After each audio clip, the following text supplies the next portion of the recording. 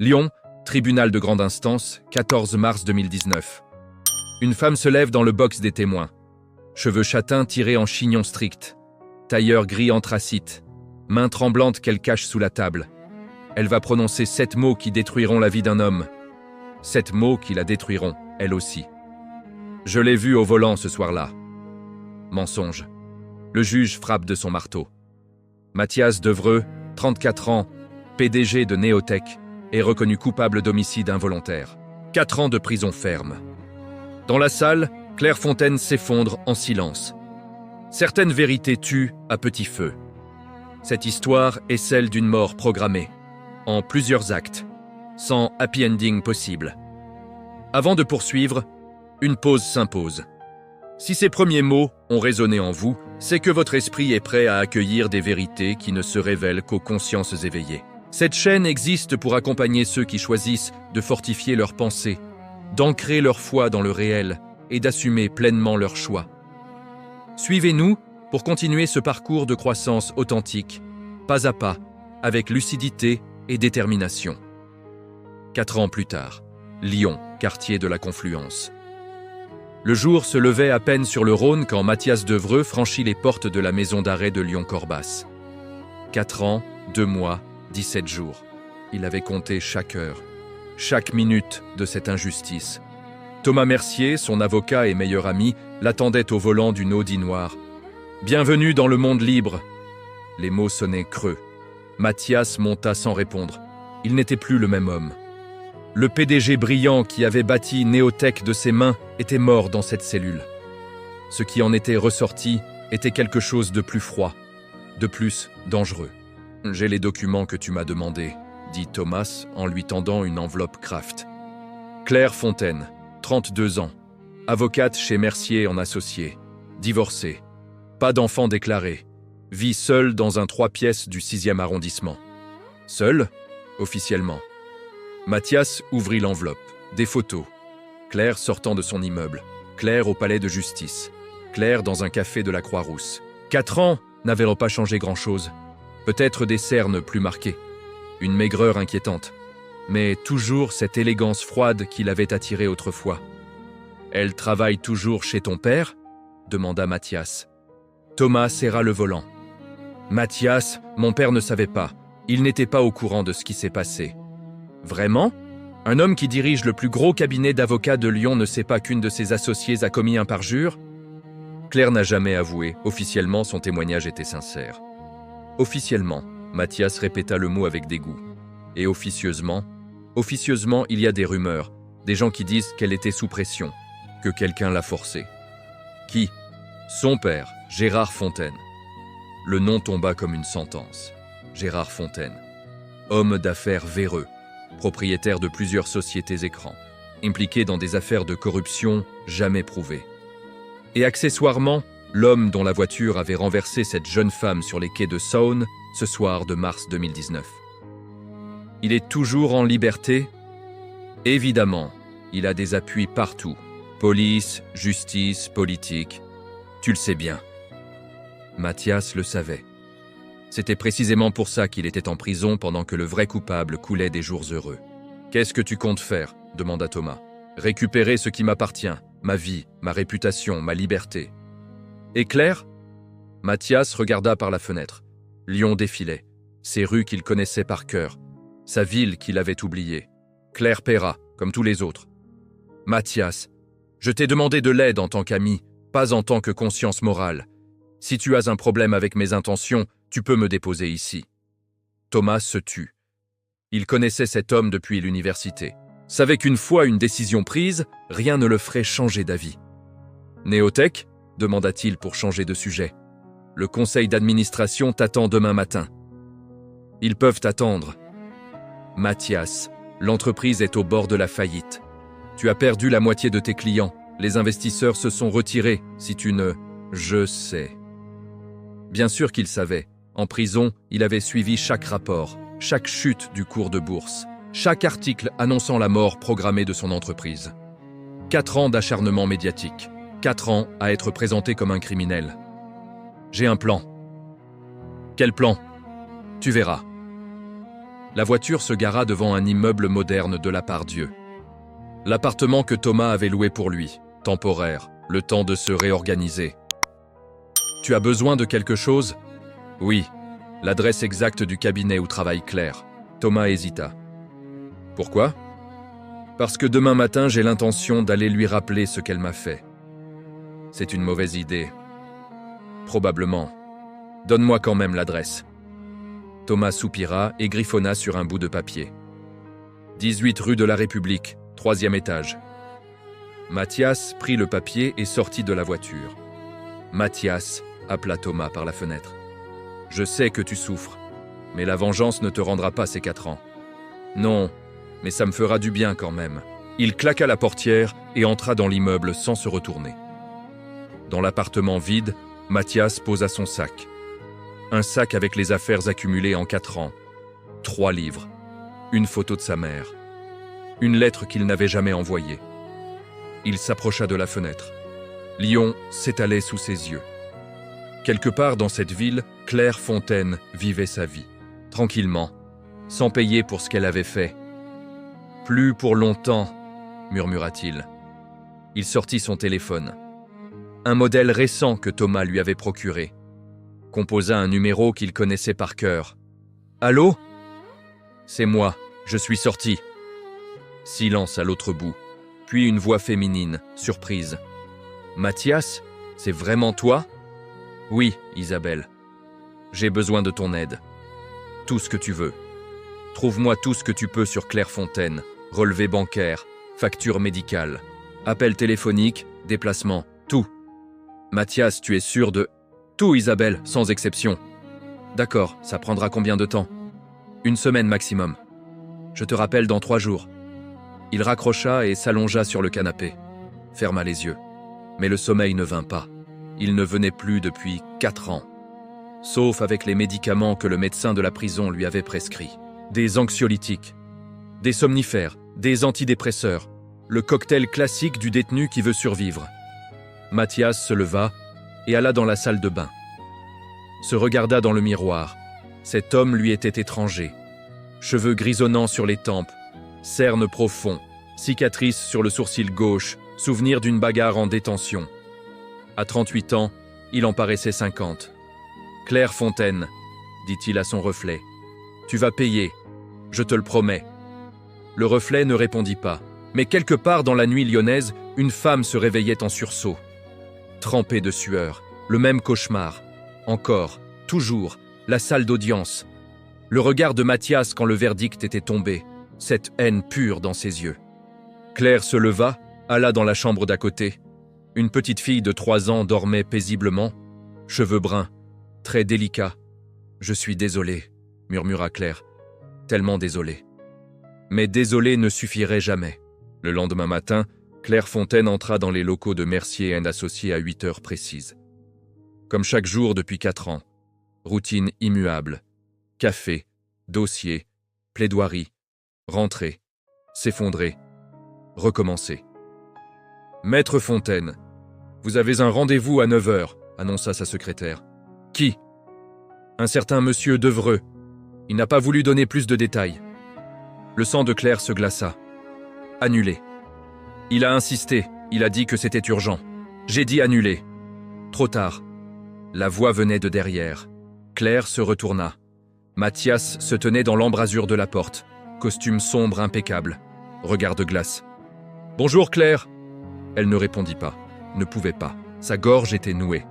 « Vous pouvez nous laisser, » dit Mathias à la secrétaire. « Maître Fontaine et moi avons des choses à nous dire. » La secrétaire hésita, regarda Claire. « Tout va bien, Sophie. Laissez-nous. » Sophie sortit. La porte se referma.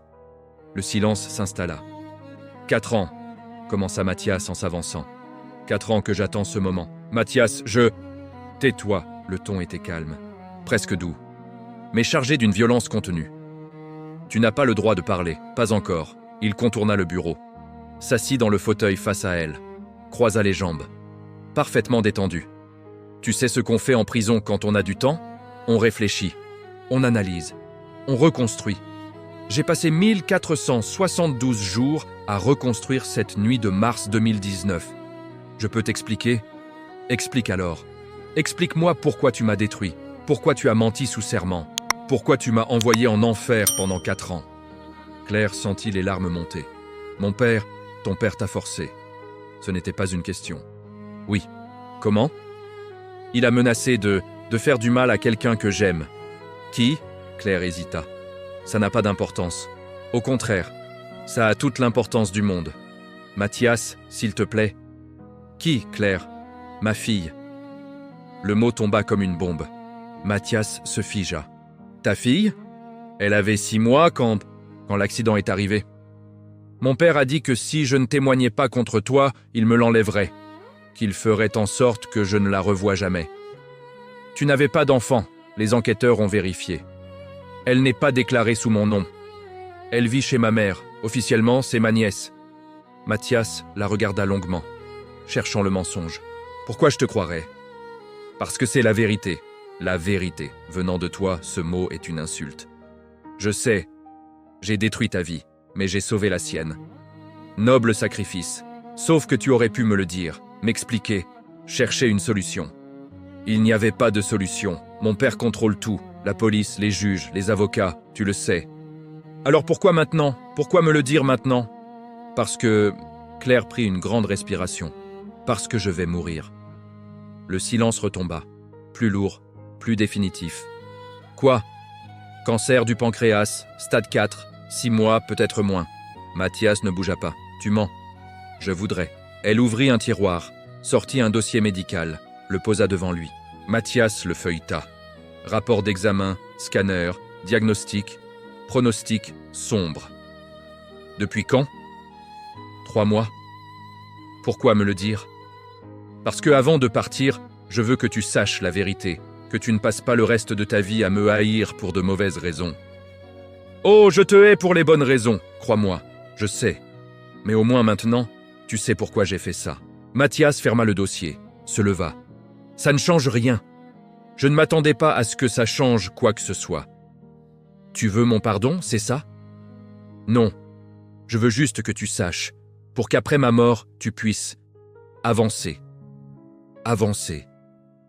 Mathias répéta le mot avec amertume. Tu as détruit ma vie, Claire. Mon entreprise est au bord de la faillite. Ma réputation est ruinée. J'ai passé 4 ans en enfer. Et toi, tu veux que j'avance? Je sais que ce que j'ai fait est impardonnable. Tu ne sais rien. Il se pencha vers elle. Mais tu vas apprendre. Parce que tes 6 mois de vie, je vais les transformer en enfer. Comme tu as transformé mes 4 ans. Mathias, et cette fille, comment elle s'appelle? Non. Comment elle s'appelle, Claire? Ça ne te regarde pas. Tout ce qui te concerne me regarde maintenant. Alors réponds, comment elle s'appelle? Claire serra les dents. Léa. Quel âge? 4 ans. Et son père? Le silence de Claire était éloquent. Mathias écarquilla les yeux. Non. Si. Elle est de moi? Oui. Depuis quand tu le sais? Depuis le début. Mathias recula comme s'il avait reçu un coup. Tu savais que j'avais une fille et tu ne m'as rien dit? Je ne pouvais pas. Mon père... Ton père! À un moment, Claire, il faut assumer tes propres choix. J'ai fait ce que je pensais être le mieux pour elle. Le mieux? Le mieux aurait été qu'elle ait un père, un vrai, pas un fantôme en prison. Claire pleura maintenant, sans retenue. Je suis désolé, tellement désolé. Garde tes excuses. Je veux voir ma fille. Non, ce n'est pas négociable. Elle ne sait même pas que j'existe en tant que mère. Elle m'appelle Tante Claire, je ne vais pas tout chambouler maintenant. Pourquoi? Parce que tu as peur qu'elle sache que sa mère est une menteuse. Parce que dans 6 mois, elle sera orpheline, et je ne veux pas qu'elle passe ces derniers mois avec moi à souffrir. Mathias la regarda longuement. Où est ton père? Pourquoi? Parce que maintenant que je sais la vérité, il va payer, toi aussi. Mais lui, d'abord. Mathias, laisse tomber, il est trop puissant. On verra. Il se dirigea vers la porte. Mathias. Il se retourna. Quoi? Léa, elle te ressemble, beaucoup. Je m'en fous. Mais c'était faux, et Claire le savait. Mathias sortit du cabinet, le cœur battant. Une fille. Il avait une fille. Et la femme qu'il avait aimée autrefois allait mourir dans 6 mois. La vengeance avait un goût amer ce matin-là. Mathias passa les jours suivants à reconstruire son empire. Néotech était au bord du gouffre, mais pas encore mort. Il convoqua le conseil d'administration, licencia la moitié des cadres dirigeants, restructura, coupa, optimisa. En 2 semaines, l'entreprise montrait des signes de reprise. Mais son esprit était ailleurs. Léa, 4 ans, ses cheveux, ses yeux, son sourire. Il avait demandé à Isabelle de lui trouver des photos. Elle en avait déniché une dizaine, une petite fille magnifique, avec effectivement ses traits. « Tu veux la rencontrer ?» avait demandé Thomas. « Non. »« Pourquoi ?»« Parce que je ne sais pas quoi lui dire. »« Bonjour, je suis ton père. Ta mère m'a envoyé en prison pendant 4 ans. Contente de faire ta connaissance ?»« Ce n'est pas si simple. Justement, c'est trop compliqué. » Mais la vérité, c'était qu'il avait peur. Peur de s'attacher, peur d'aimer cet enfant qui était le fruit de sa relation avec Claire. Peur de souffrir encore plus quand Claire mourrait. Un soir de juin, Isabelle l'appela. « J'ai trouvé quelque chose. »« Quoi ?»« Gérard Fontaine, il a un compte offshore aux îles Caïmans. 23 millions d'euros. Argent blanchi provenant de plusieurs sociétés écrans. Tu peux le prouver ? » Avec les bons contacts, oui. Fais-le et transmets tout au procureur. Mathias, Fontaine a des appuis partout. Ils vont enterrer ça. Pas si on rend l'affaire publique. Envoie tout aux journalistes aussi. Le Progrès, Libération, Le Monde, tous. Tu es sûr ? Fais-le. 2 jours plus tard, l'affaire explosait. Gérard Fontaine, homme d'affaires lyonnais, soupçonné de blanchiment d'argent et de corruption. Les journaux s'en donnaient à cœur joie. Le procureur n'eut d'autre choix que d'ouvrir une enquête. Fontaine fut placé en garde à vue. Mathias regardait les informations avec une satisfaction froide. Un coup pour toi, Claire. Un coup pour moi. Son téléphone sonna. Numéro inconnu. Allô ? Espèce de salaud. C'était Claire. Bonjour à toi aussi. Tu as fait arrêter mon père. Techniquement, c'est la justice qui l'a fait arrêter. Moi, j'ai juste fourni les preuves. Il va perdre tout ce qu'il a. Comme moi il y a 4 ans. Ce n'est pas la même chose. Ah non ? Explique-moi la différence. Claire se tut.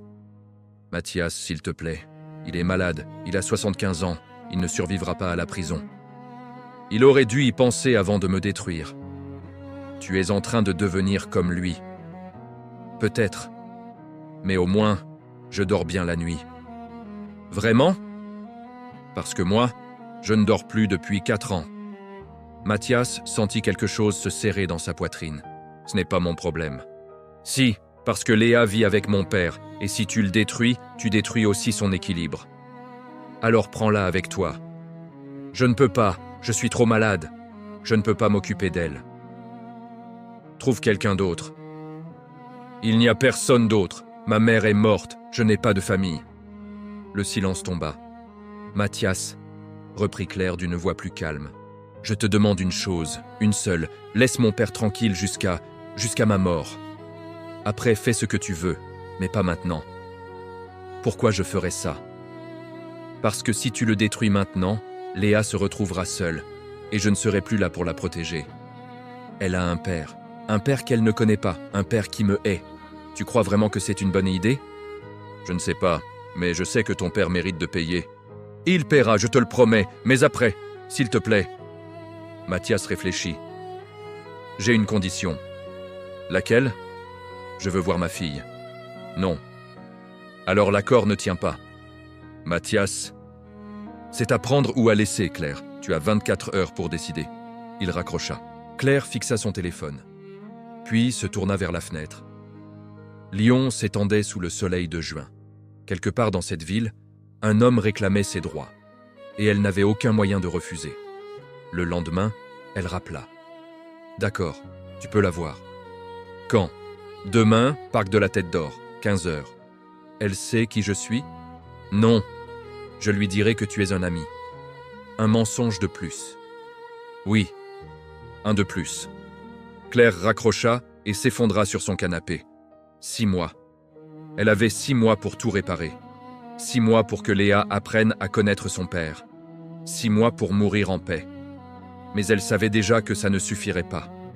Que rien ne suffirait jamais. Le parc de la Tête d'Or était bondé ce samedi après-midi. Famille, enfants, joggers. Mathias attendait près du lac, les mains dans les poches.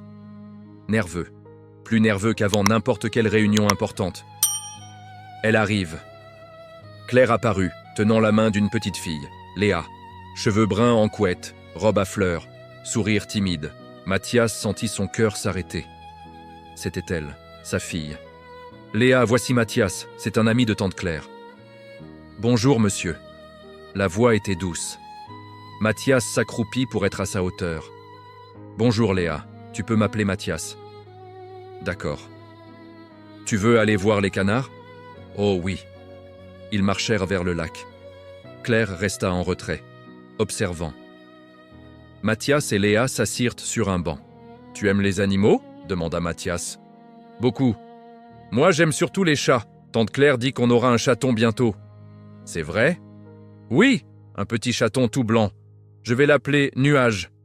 C'est un joli nom. »« Et toi, tu as des animaux ?»« Non, je travaille beaucoup. Je n'ai pas le temps. »« C'est quoi ton travail ?»« Je fabrique des ordinateurs, des logiciels. »« C'est quoi un logiciel ?» Mathias sourit. C'est un programme qui permet à l'ordinateur de faire des choses, comme les jeux sur la tablette de tante Claire. Ah, donc tu fabriques des jeux? Parfois, oui. C'est trop cool. Tu peux me fabriquer un jeu de princesse? Peut-être, si tu es sage. Léa rit, et ce rire transperça quelque chose en Mathias. Cet enfant, cette petite vie innocente, elle était à lui, et il ne l'avait jamais su. Tante Claire dit que tu es son amie. Vous vous connaissez depuis longtemps? Oui, longtemps.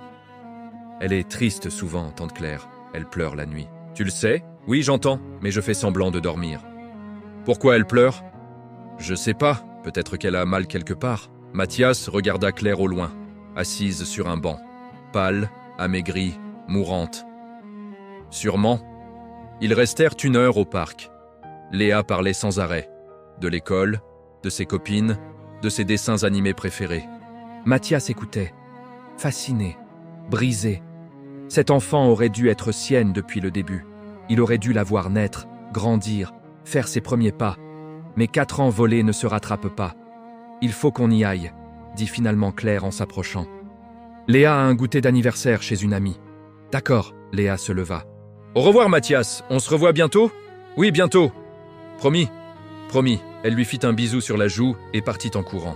Claire resta. Alors? Alors quoi? Comment tu la trouves? Magnifique, intelligente, tout ce que j'aurais voulu qu'elle soit. Je suis désolé. Arrête de dire ça, ça ne sert à rien. Je sais, mais je le pense quand même. Mathias la regarda, vraiment. Pour la première fois depuis 4 ans. Elle avait maigri, beaucoup. Les vêtements flottèrent sur son corps. Le foulard autour de son cou cachait mal la maigreur. Comment tu vas? Comme quelqu'un qui va mourir. La chimio? Arrêtez, ça ne servait à rien. Juste à me faire vomir et perdre mes cheveux. Donc tu attends juste la fin? Oui, c'est pathétique. Probablement. Ils marchèrent en silence. Mathias, je sais que tu me hais, et tu as raison, mais pour Léa, tu pourrais essayer de ne pas trop le montrer? Je ne vais pas faire semblant d'être ton ami. Je ne te demande pas ça. Je te demande juste de ne pas lui dire la vérité, pas encore. Et quand? Quand tu seras morte? Oui, après tu feras ce que tu veux. Mais tant que je suis là, laisse-la vivre dans l'ignorance. C'est égoïste. Je sais, mais c'est tout ce qui me reste. Mathias ne répondit pas. Ils arrivèrent au parking. Tu as réfléchi pour mon père? Oui. Et? Je retire mes plaintes. Temporairement. Merci. Ne me remercie pas. Je le fais pour Léa, pas pour toi. Je sais. Claire monta dans sa voiture. Mathias la regarda partir, puis retourna vers la sienne. Thomas l'attendait. Alors? C'est ma fille. Tu en doutais? Non, mais la voir, ça rend les choses réelles. Qu'est-ce que tu vas faire? Je ne sais pas. Claire va mourir dans 6 mois. Léa va se retrouver seule, avec un grand-père criminel et un père qu'elle ne connaît pas. Tu pourrais demander la garde? Sur quelle base? Je sors de prison, je n'ai aucun lien légal avec elle. On peut faire un test ADN, prouver la filiation. Et traumatiser Léa au passage? Non. Alors quoi? Je ne sais pas, Thomas, je ne sais pas. Mais au fond, il savait. Il savait qu'il allait s'attacher, qu'il allait aimer cet enfant, et qu'un jour, il devrait lui expliquer pourquoi sa mère avait menti. Pourquoi son père était allé en prison? Pourquoi leur famille était brisée avant même d'avoir existé? La vérité avait un prix, et il allait le payer. Très cher. La transformation intérieure ne se décrète pas, elle se cultive. Chaque jour, chaque décision, chaque confrontation avec la réalité forge notre caractère. Si vous ressentez l'appel de cette conscience plus aiguë, de cette capacité à voir au-delà des apparences et à fortifier votre discernement, continuez à suivre cette chaîne. Nous vous accompagnons sur ce chemin exigeant, mais libérateur. Les semaines suivantes établirent une routine étrange. Mathias voyait Léa 2 fois par semaine. Parc, goûter, zoo, cinéma, des moments volés, des fragments de paternité. Léa s'attachait, l'appelait Mathieu, maintenant. Lui racontait tout, ses peurs, ses rêves, ses questions sur la vie. « Pourquoi tante Claire est malade ?» demanda-t-elle un jour. « Parce que parfois les corps se dérèglent. Elle va mourir ?» la question directe. Mathias regarda Claire qui les observait de loin. « Je ne sais pas. Mamie Rose est morte l'année dernière. C'était triste. Oui, c'est toujours triste. Si tante Claire meurt, je vais où? Tu iras chez quelqu'un qui t'aime. Qui? On verra le moment venu. » Mais Léa n'était pas idiote. « Toi ?» Mathias se figea. « Peut-être. Je voudrais bien. Tu es gentil. » Gentil. Le mot était ironique venant d'un homme qui planifiait une vengeance méthodique. Ce soir-là, Mathias confronta Claire. « Il faut qu'on parle, de l'après. »« L'après ? Quand tu ne seras plus là, qu'est-ce qui arrive à Léa ? Mon père s'occupera d'elle. Ton père va finir en prison. Pas si tu retires tes plaintes définitivement. Ce n'est pas négociable. Alors je ne sais pas, Mathias, je ne sais pas ce qui va arriver. » Claire s'effondra sur le canapé. La fatigue, les médicaments, la douleur constante. « Il faut que je demande la garde, » dit Mathias. « Tu n'as aucun lien légal avec elle. On fera un test ADN. Et tu lui expliqueras comment ? Bonjour ma chérie, surprise, je suis ton papa. Ta maman a menti pendant 4 ans. Elle doit savoir la vérité. Pas maintenant. Alors quand ? Jamais. » Le cri était désespéré. « Je ne veux pas qu'elle sache ce que j'ai fait. Je ne veux pas qu'elle me haïsse. » « Tu préfères qu'elle vive dans le mensonge ? Oui, si ça lui évite de souffrir, oui. » Mathias la regarda. « Tu es pathétique. »« Je sais, mais je suis sa mère. Et une mère protège son enfant, même de la vérité. En l'élevant dans le mensonge, en lui épargnant la douleur. » Le silence tomba. « Mathias, j'ai un cancer en phase terminale. J'ai mal en permanence. Je prends de la morphine pour tenir. Je pèse 42 kilos. Je perds mes cheveux. Mon corps me lâche. Tout ce qui me reste, c'est ces derniers moments avec ma fille. Ne me les gâche pas. » « Je ne te les gâche pas. Je réclame juste ce qui m'appartient. Elle ne t'appartient pas. Elle n'appartient à personne. Elle est ma fille. Une fille que tu ne connaissais pas il y a 1 mois. À cause de toi, oui, à cause de moi, et je le paie chaque jour, mais elle n'a rien fait. Laisse-la tranquille. » Mathias serra les poings. « Je la veux. » « Non. Ce n'est pas à toi de décider. Si, tant que je suis vivante, si. Et après ? Après, fais ce que tu veux. Mais d'ici là, respecte ma décision. » Mathias sortit en claquant la porte. Mais il savait qu'il avait perdu cette bataille. Pour l'instant. En juillet, l'état de Claire empira. Hospitalisation fréquente. Douleur insupportable. Morphine en intraveineuse. Léa allait la voir. Mathias l'accompagnait. « Pourquoi elle dort tout le temps ?» demandait l'enfant. « Les médicaments la fatiguent. Quand elle va se réveiller ? Bientôt. Mais bientôt ne venait pas. » Fin juillet, Claire sombra dans le coma. Les médecins donnèrent quelques jours. Mathias resta. Pour Léa. Pour Claire. Pour lui. Un soir, alors que Léa dormait dans la salle d'attente, il s'assit près du lit. « Claire. » Pas de réponse. « Je sais que tu m'entends. Ils disent que les gens dans le coma entendent. » Silence. « Je ne t'ai jamais pardonné. Je ne te pardonnerai jamais. Ce que tu as fait est impardonnable. » Il prit sa main. « Mais Léa. Léa, je la protégerai. Comme tu aurais voulu que je le fasse. Je ne lui dirai pas tout. Pas maintenant. Peut-être jamais. » Les larmes coulèrent. « Je te déteste pour ce que tu m'as fait. Mais je te remercie pour ce que tu m'as donné. Ma fille, la plus belle chose de ma vie. La main de Claire bougea, faiblement. Mathias se pencha. Claire ? Les lèvres de Claire remuèrent. Un murmure. Pardon. Puis plus rien. Le moniteur cardiaque émit un son continu. Les médecins accoururent. Mathias recula. Léa se réveilla. Qu'est-ce qui se passe ? Tante Claire. Tante Claire est partie. Où ? Au ciel. Pour toujours ? Oui. Léa pleura. Mathias la prit dans ses bras. Je suis là. Je serai toujours là. Promis ? Promis. Cette nuit-là, dans l'hôpital silencieux, une petite fille perdit sa mère. Et un homme brisa sa promesse de vengeance, parce que certaines batailles ne méritent pas d'être gagnées. Les funérailles eurent lieu une semaine plus tard. Cimetière de Loyasse. Vue sur Lyon, Claire aurait aimé, peu de monde, quelques collègues, Thomas, Gérard Fontaine, sous escorte policière, et Léa, 4 ans, robe noire, yeux rouges. Pourquoi tante Claire est dans la boîte ? Parce que c'est comme ça qu'on dit au revoir. Je veux pas dire au revoir. Moi non plus, mais on n'a pas le choix. Gérard Fontaine s'approcha après la cérémonie. Monsieur Devreux, Monsieur Fontaine. Je sais ce que vous pensez de moi, vous avez raison. Épargnez-moi la repentance de dernière minute. Ce n'est pas de la repentance, juste un constat. J'ai détruit votre vie, et celle de ma fille. Maintenant elle est morte, et moi je vais en prison. Bien. Mais Léa, elle a besoin de quelqu'un. Je sais. Prenez-en soin, elle est tout ce qui reste de bon dans cette histoire. Gérard tendit une enveloppe. Qu'est-ce que c'est ? Les papiers d'adoption. Claire les avait préparés avant. Elle vous désigne comme tuteur légal. Mathias ouvrit l'enveloppe, effectivement. Tout était là. Pourquoi elle ne me l'a jamais dit ? Parce qu'elle avait peur que vous refusiez. J'aurais refusé. Et maintenant ? Mathias regarda Léa qui jouait avec des fleurs près de la tombe. Maintenant, je n'ai plus le choix. On a toujours le choix, monsieur Devreux. C'est juste que parfois, un seul est le bon. Gérard s'éloigna, escorté par les policiers. Mathias ne le revit jamais. 2 mois plus tard, Gérard Fontaine mourut en détention provisoire. Crise cardiaque. Léa ne pleura pas. Elle connaissait à peine son grand-père. Mathias obtint la garde légale sans difficulté. Test ADN. Papiers en règle. Jugement favorable. Léa Fontaine devint Léa Devreux.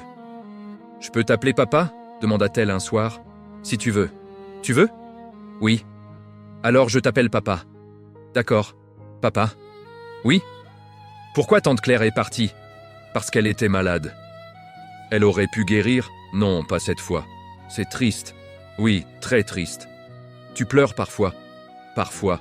Moi aussi. » Ils se tinrent la main. 2 naufragés accrochés au même radeau. L'automne passa. Puis l'hiver. Mathias apprenait. Être père. Réveil nocturne. Cauchemar. École. Devoir. Bobo. Câlin. C'était épuisant. Magnifique. Terrifiant. Papa, pourquoi tu as une cicatrice ? Je me suis battu. Avec qui ? Des gens pas gentils. Tu as gagné ? Non, j'ai perdu. C'est pas grave. Maman dit que l'important c'est d'essayer. Maman, Léa appelait Claire maman maintenant. Mathias ne corrigeait pas. Un soir de février, Léa posa la question. Papa, pourquoi tante Claire t'a menti ? Mathias se figea. Comment tu sais ça ?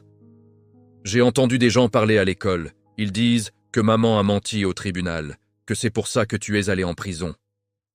Léa, c'est vrai ? Mathias regarda sa fille, 4 ans et demi, trop jeune pour comprendre, trop intelligente pour mentir. Oui, c'est vrai. Pourquoi ? Parce qu'elle avait peur. De quoi ? De perdre ce qu'elle aimait le plus au monde. Quoi ? Toi ? Léa réfléchit. Alors elle a menti pour me protéger ? Oui. Mais ça t'a fait mal. Oui. Tu lui en veux ? Mathias prit une grande respiration. Je lui en ai voulu, très fort. Mais maintenant je comprends. Parfois, on fait des choses terribles pour protéger ceux qu'on aime. Comme mentir. C'est mal quand même. Oui, c'est mal. Mais des fois, on n'a pas le choix entre le bien et le mal. On a juste le choix entre 2 mots. Et on choisit le moins pire. Léa hocha la tête. Maman t'aimait ? Je crois, à sa façon. Et toi ? Moi aussi, à ma façon. C'est triste que vous ne soyez pas ensemble. Oui, très triste. Mais au moins, elle t'a donné moi. Oui, au moins. Léa se blottit contre lui. Papa? Oui? Je suis contente que tu sois sorti de prison. Moi aussi. Et je suis contente que tu sois mon papa. Moi aussi, ma chérie. Moi aussi. Le printemps 2024 apporta des changements. Néotech remontait la pente. Nouveaux contrats, nouveaux investisseurs, nouvelle réputation. Mathias était de retour, mais différent. Moins dur, moins amer. Papa, tu souris plus maintenant, remarqua Léa. Ah oui? Oui, avant, tu étais triste, maintenant tu es content. C'est grâce à toi. Moi? Qu'est-ce que j'ai fait? Tu existes. C'est facile ça. Mathias rit, un vrai rire. Ça faisait 5 ans qu'il n'avait pas ri comme ça. Un soir, Thomas vint dîner. Tu as changé. En bien ou en mal? En bien, définitivement en bien. C'est Léa. Je sais, elle t'a sauvé. Ou condamné à une vie de père célibataire. Tu pourrais rencontrer quelqu'un. Non? Pourquoi? Parce que je ne suis pas prêt. Et puis, qui voudrait d'un ex-détenu avec une gamine? Tu serais surpris, je ne cherche pas. D'accord, mais si tu changes d'avis, je ne changerai pas d'avis. Mais le destin a le sens de l'humour. 2 semaines plus tard, Mathias rencontra Pauline. Directrice d'école, 40 ans, divorcée, 2 enfants. Monsieur Devreux, il faut qu'on parle de Léa. Un problème? Elle se bat avec les autres enfants. Elle se bat? Quand il parle de sa mère, elle ne supporte pas. Je vais lui parler. Ce n'est pas tout. Elle dessine des choses inquiétantes. Quel genre? Des tombes, des gens qui pleurent, de la tristesse. Elle a perdu sa mère il y a 1 an. C'est normal.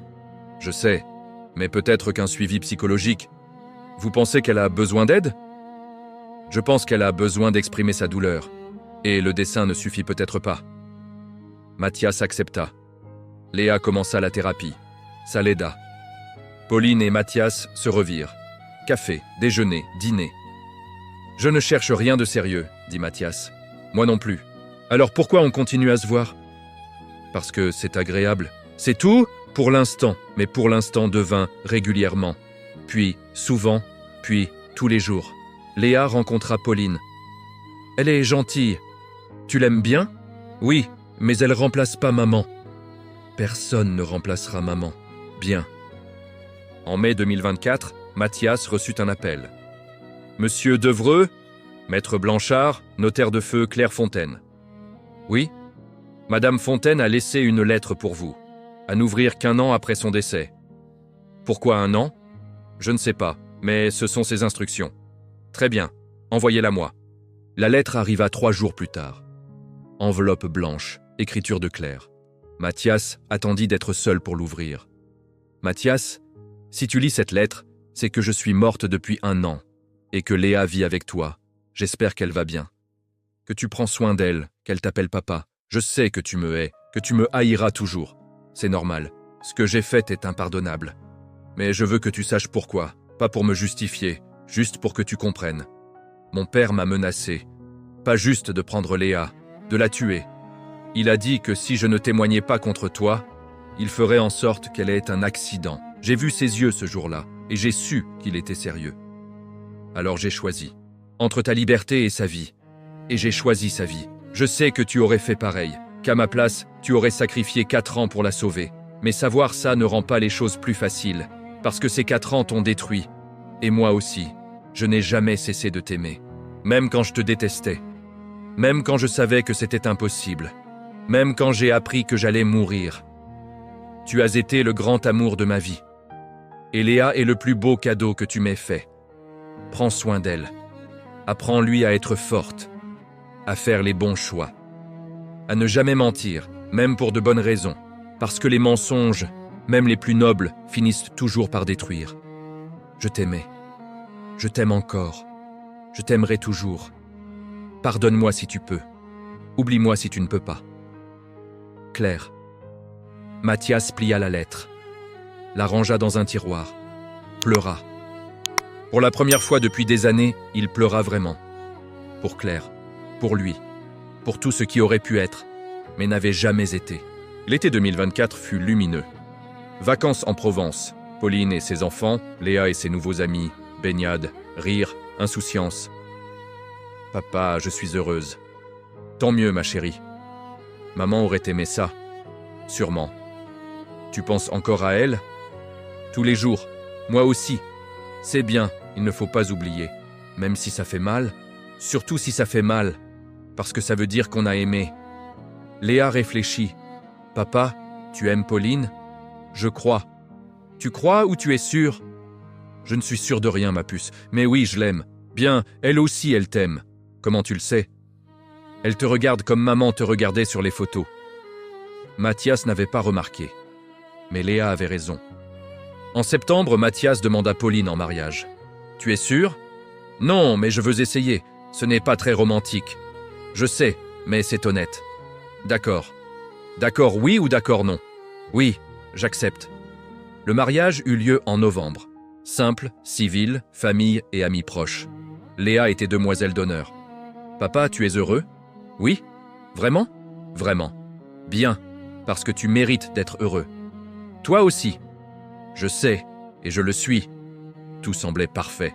Trop parfait. Décembre apporta le drame. Léa commença à tousser, fièvre persistante, fatigue. C'est probablement un virus, dit le médecin. Mais le virus ne passait pas. Examen, scanner, analyse, leucémie. Comment c'est possible? Mathias était effondré. C'est génétique. Il y a des antécédents dans la famille? Je ne sais pas. La mère de Léa est morte d'un cancer, mais du pancréas. Ça peut être lié. Nous allons commencer la chimiothérapie immédiatement. Léa avait 5 ans, trop jeune pour comprendre pourquoi elle perdait ses cheveux, pourquoi elle vomissait tout le temps, pourquoi elle avait si mal. Papa, je vais mourir comme maman? Non, tu vas guérir. Tu promets? Je promets. Mais c'était un mensonge. Et Mathias le savait. Les médecins étaient pessimistes. Leucémie agressive. Pronostic réservé. Elle a combien de temps? 6 mois, peut-être 1 an. 6 mois, le même délai que Claire. Il y a des traitements expérimentaux aux États-Unis, mais c'est très cher et les résultats ne sont pas garantis. Combien? 2 millions d'euros, minimum. Mathias vendit tout. Appartements, actions, voitures, bijoux. Rassembla l'argent. Emmena Léa à Boston. Traitement expérimental. Protocole lourd. Espoir fragile. Papa, ça fait mal.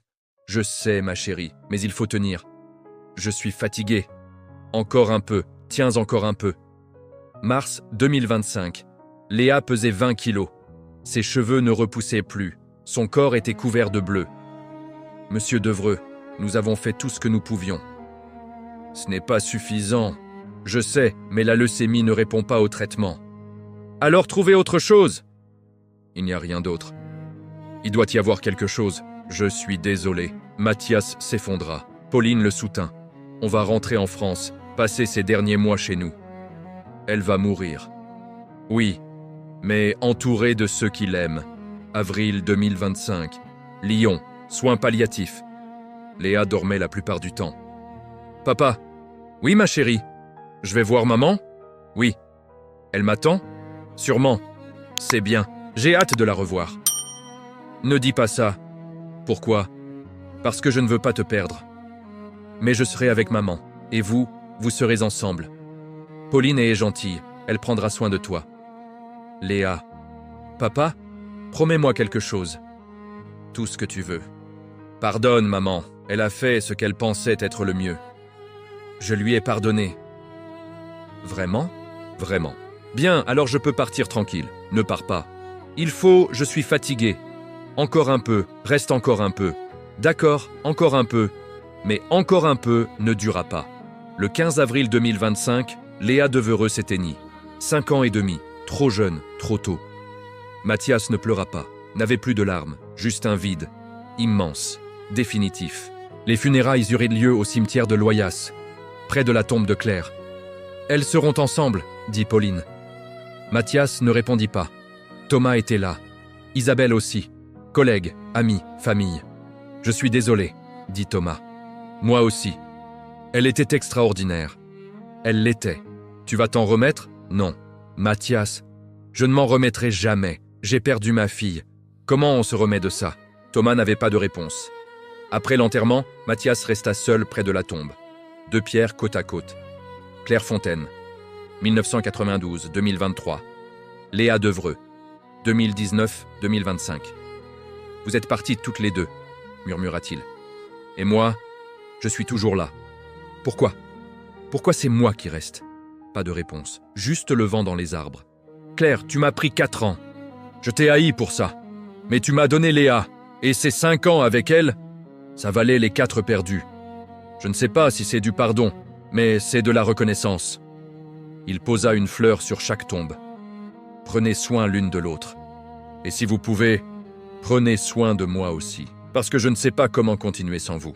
Les mois suivants furent un brouillard. Mathias vivait en automate. Travail, maison, sommeil, répété. Pauline essayait de l'aider. Tu devrais voir quelqu'un. Qui? Un psychologue? Un thérapeute? N'importe qui. À quoi bon? Pour aller mieux. Je ne veux pas aller mieux, je veux qu'elle revienne. Elle ne reviendra pas. Je sais. C'est pour ça que je ne veux pas aller mieux. Pauline abandonna. En septembre, elle partit. Je t'aime, Mathias, mais je ne peux pas vivre avec un fantôme. Je comprends. Je suis désolé. Moi aussi. Il se retrouva seul. Appartement vide. Vie vide. Existence vide. Thomas insista. Tu ne peux pas continuer comme ça. Pourquoi pas? Parce que ce n'est pas vivre, c'est survivre. Ça me suffit. Léa n'aurait pas voulu ça. Léa est morte. Elle n'a plus d'avis sur rien.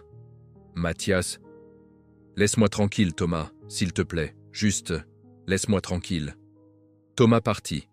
Mathias resta, seul avec ses regrets. Un soir d'octobre, il retourna au cimetière. S'assit entre les 2 tombes. Je ne sais pas quoi faire, comment continuer, pourquoi continuer. Silence. Claire, je t'ai pardonné, vraiment. Parce que je comprends maintenant. On fait n'importe quoi pour protéger ceux qu'on aime, même mentir, même détruire, même se détruire. Il posa la main sur la pierre. Et Léa? Ma petite Léa, tu me manques tellement. Tellement que parfois je pense à te rejoindre. À en finir. Juste pour ne plus avoir mal. Les larmes coulèrent, enfin. Mais je ne peux pas. Parce que si je fais ça, tout ce que vous avez vécu n'aura servi à rien. Claire, tu as sacrifié 4 ans de ma liberté pour sauver notre fille. Et moi, je vais honorer ça. En vivant, en continuant. Même si c'est dur, même si je ne veux pas. Il se leva. Je vous aime, toutes les deux. Et je vivrai. Pour vous. En pensant à vous. Jusqu'au jour où je pourrai vous retrouver. Il quitta le cimetière, retourna dans le monde des vivants, reprit le travail. Les habitudes, l'existence. Ce n'était pas du bonheur, mais ce n'était plus du désespoir. C'était entre les deux. Un état de survie acceptable. Mathias Devreux avait 43 ans. Il avait perdu 4 ans en prison, une femme qu'il aimait, une fille qu'il adorait. Mais il était toujours debout, cabossé, brisé, mais debout. Et peut-être que c'était suffisant. 2 ans plus tard, Lyon, printemps 2027. Mathias Devreux était assis dans son bureau de Néotech. L'entreprise prospérait. Nouveau marché, nouveaux produits, nouvelle vie. Mais lui restait le même. Hanté. Thomas entra. « Tu as de la visite. »« Qui ?»« Quelqu'un que tu devrais voir. » Une femme entra, 40 ans environ, élégante, familière. « Mathias. »« Pauline. »« Ça fait longtemps. 2 ans. Tu as l'air différent. » En mieux ou en pire, ni l'un ni l'autre, juste différent. Ils s'assirent. « Pourquoi tu es là ?»« Pour te dire quelque chose. Quelque chose que j'aurais dû te dire il y a 2 ans. »« Quoi ?»« Que je suis désolé de t'avoir quitté quand tu avais besoin de moi. » »« Ce n'est rien. Si, c'est important. J'ai eu peur. Peur de ta douleur. Peur de ne pas être à la hauteur. Alors je suis parti. Comme une lâche. Tu avais le droit de partir.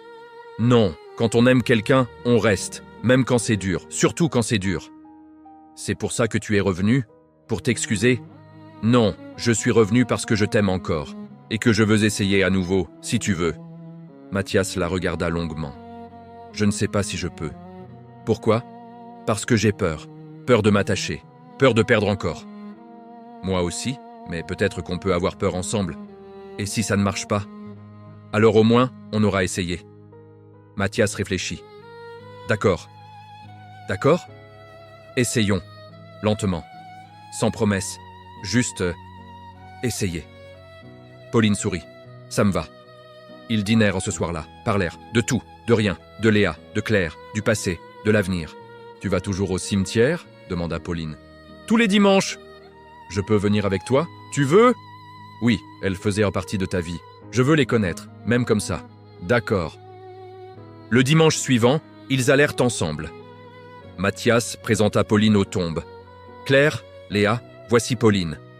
Elle va essayer de prendre soin de moi. Soyez gentilles avec elle. Pauline posa des fleurs. Je vous promets de faire attention à lui et de ne jamais essayer de vous remplacer. Parce qu'on ne remplace pas ceux qu'on aime. On les honore en vivant bien. Mathias sentit quelque chose se débloquer en lui, pas du bonheur, mais une forme de paix. Merci, dit-il à Pauline. De quoi ? D'être là, d'accepter mon passé, mes cicatrices. On a tous des cicatrices, Mathias. Les tiennes sont juste plus visibles. Ils quittèrent le cimetière, main dans la main. Ce n'était pas une fin heureuse. Les vraies vies n'en ont pas. Mais c'était un début, imparfait, incertain, réel. Mathias Devereux avait 45 ans. Il avait survécu à la prison, à la perte, à la douleur. Il n'était pas guéri, ne le serait probablement jamais. Mais il était vivant, et pour l'instant, c'était suffisant. Claire et Léa restaient avec lui, dans ses pensées, dans ses rêves, dans chaque décision qu'il prenait. « Je vous ai pardonné », murmura-t-il en regardant le ciel. « Maintenant, aidez-moi à me pardonner à moi-même. » Le vent souffla. Peut-être une réponse, peut-être juste le hasard. Mais Mathias choisit d'y croire. Parce que parfois, croire est tout ce qu'il nous reste, et que c'est déjà beaucoup.